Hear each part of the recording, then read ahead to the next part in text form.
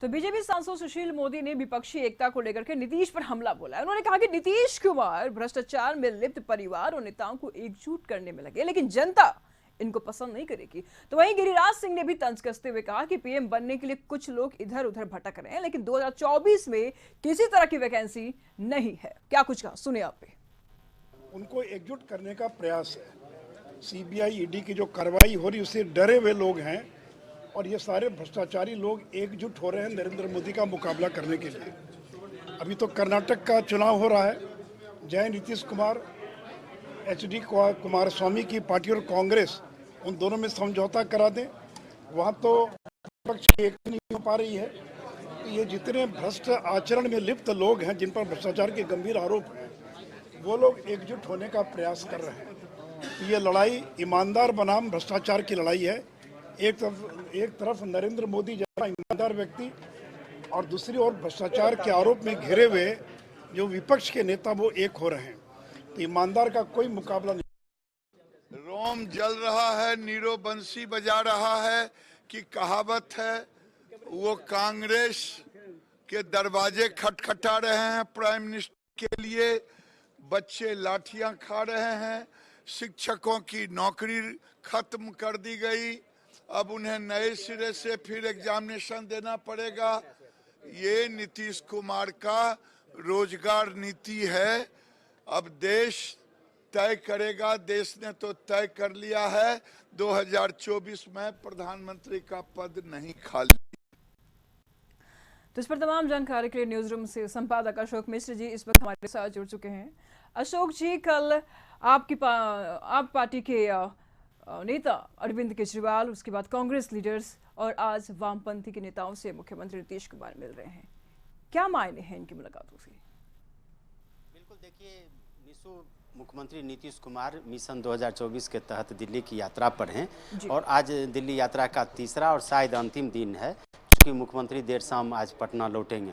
लेकिन आज मुख्यमंत्री ने जो दिल्ली में सीएम आवास है उसमें वामपंथी दल के नेताओं से मुलाकात की है और डी राजा जो सीपीआई के राष्ट्रीय महासचिव हैं उनसे, और फिर सीताराम येचुरी जो सीपीएम के राष्ट्रीय महासचिव हैं उनसे मुलाकात नीतीश की हुई है और काफ़ी देर तक बातचीत हुई। और वामपंथी दल के नेताओं ने माना है कि नीतीश ने जो पहल की है वो काबिले तारीफ है और इस पहल का स्वागत किया जाना चाहिए और सभी विपक्षी दलों को एक मंच पर आना चाहिए।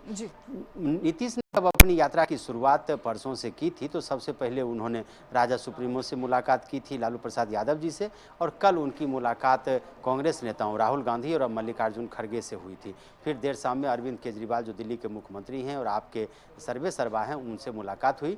और आज यात्रा के अंतिम दिन कह सकते हैं कि आज सुबह में अभी से कुछ देर पहले वामपंथी दल के नेताओं से नीतीश की मुलाकात हुई। निश्चित रूप से कह सकते हैं कि इस बार की यात्रा कहीं शोर शराबा नहीं था, मीडिया को जानकारी नहीं थी मुख्यमंत्री कब दिल्ली जा रहे हैं, जाके किन किन नेताओं से मिलेंगे, ये सारी बातें बिल्कुल गुप्त रखी गई थी और नीतीश का एकमात्र उद्देश्य था कि वो अपने मुहिम को सफल बनाए और इसमें नीतीश ने सफलता भी हासिल की है। और यही वजह है कि नीतीश ने जिन जिन नेताओं से मुलाकात करने का मन बनाया था या जिन नेताओं की महागठबंधन या विपक्षी एकता बनाने में जिसकी अहम भूमिका है, उन दलों के नेताओं से उन्होंने मुलाकात कर ली है। चूँकि नीतीश लगातार कहते रहे हैं कि अगर देश में विपक्षी एकता कायम करनी है, विपक्षी एकता को मजबूत करना है, तो इसके लिए कांग्रेस को पहल करनी चाहिए, कांग्रेस को आगे आना चाहिए। और यही वजह है कि आज कांग्रेस पार्टी के जो दो बड़े नेता मल्लिकार्जुन खड़गे और राहुल गांधी ने माना है कि समान विचारधारा वाले दलों को एक साथ होने की जरूरत है और इसके लिए कांग्रेस भी पहल करेगी। नीतीश को भी ये जिम्मेवारी दी गई है और नीतीश अपनी जिम्मेवारी का निर्वाह भी कर रहे हैं। और यही वजह है कि अरविंद केजरीवाल से मुलाकात उन्होंने की।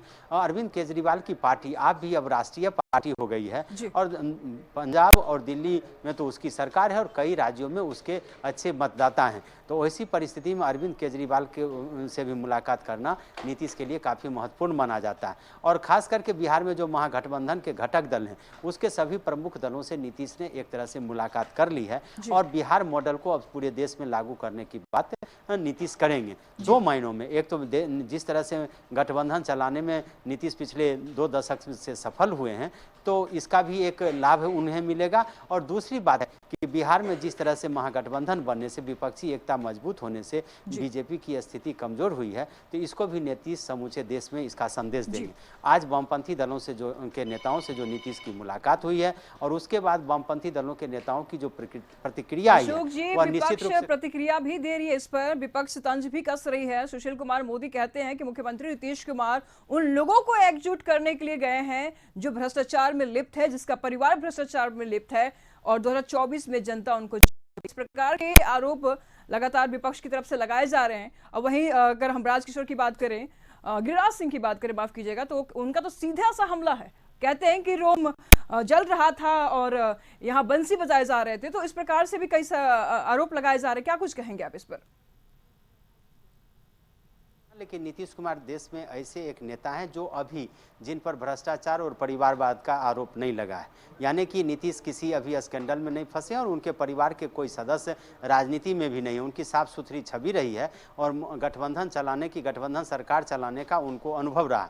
तो ऐसी परिस्थिति में नीतीश ने जिस अभियान को अपने हाथ में लिया है, उम्मीद की जानी चाहिए कि नीतीश उस अभियान में कामयाब होंगे। ये विपक्षी एकता को मजबूत करने में नीतीश की अहम भूमिका आने वाले दिनों में दिखेगी और इसका असर भी दिखेगा। जहां तक बीजेपी का सवाल है, तो बीजेपी के नेता भी जो आरोप लगा रहे हैं, उनको यह अभी तक मानना है कि विपक्षी एकता संभव नहीं है और नेता दागदार हैं। लेकिन अगर लीडरशिप नीतीश के जिम्मे आता है, यानी कि इस मुहिम को की कमान अगर नीतीश के समक्ष आती है, तो कहीं न कहीं इसका असर दिखेगा। हालांकि अभी 1 साल लगभग देर है 2024 के लोकसभा चुनाव का। अशोक जी बने रहिए, हम आपसे आगे भी जानकारी लेते रहेंगे।